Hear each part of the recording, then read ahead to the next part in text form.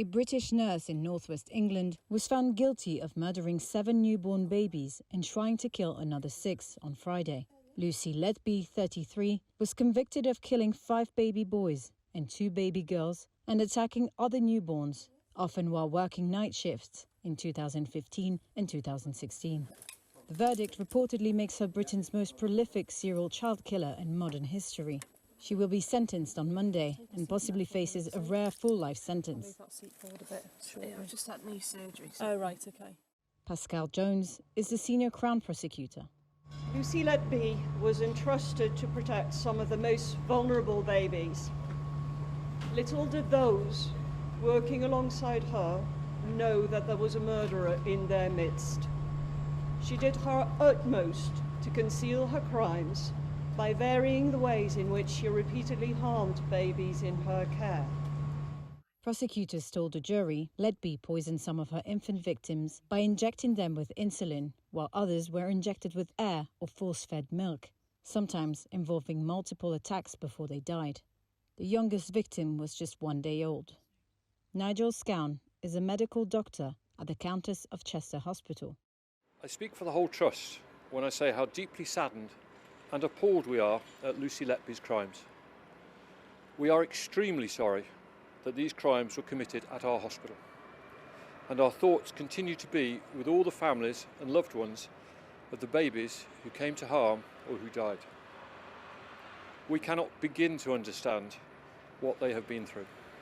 Her actions came to light when senior doctors became concerned at the number of unexplained deaths at the neonatal unit. With doctors unable to find a medical reason, the police were called in. A handwritten note reading, "I am evil, I did this," was found during a police search of her home after her arrest. Detectives also found paperwork and medical notes with references to the children involved in the case. Letby wept when she gave evidence, saying she had never tried to hurt the babies and had only ever wanted to care for them. But the prosecution said that she was a cold, cruel, calculating liar and that her notes should be treated as a confession. Detectives said they had found nothing unusual about Letby's life and could not determine any motive. Police are carrying out further investigations to identify if there are any more victims.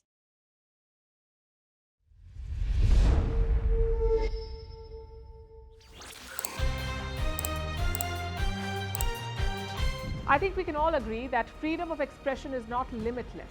Your words have consequences, your actions have fallouts. So the line must be drawn somewhere. The only question is where. So there are upgrades across the board. All 3 defense services are getting bigger and more lethal weapons. And this is the need of the hour. China's build-up on the border remains a concern, 38 months and counting. India needs better weapons to secure its front lines. So arms trade is just another source of income for them. And this is a serious setback in the fight against terrorism, all because of American callousness. So the stock rally is like a vote of confidence from investors. They are betting on India. They're positive about the India story. It's the government's job now to repay that faith. This incident once again highlights the role of social media and the internet. It's a double-edged sword, really. So tough times for the world. There is inflation, layoffs and pay cuts. But not for King Charles of Britain. Forget pay cuts. He's all set to receive a massive pay hike. What is offensive to one religion could be sacred to another. Europe must realize this. They keep lecturing the world about minorities, how they should be protected, how their rights and culture must be promoted. But at home, it's the exact opposite. People are burning the holy book of your minority group. And what is your response? You say it's freedom of expression.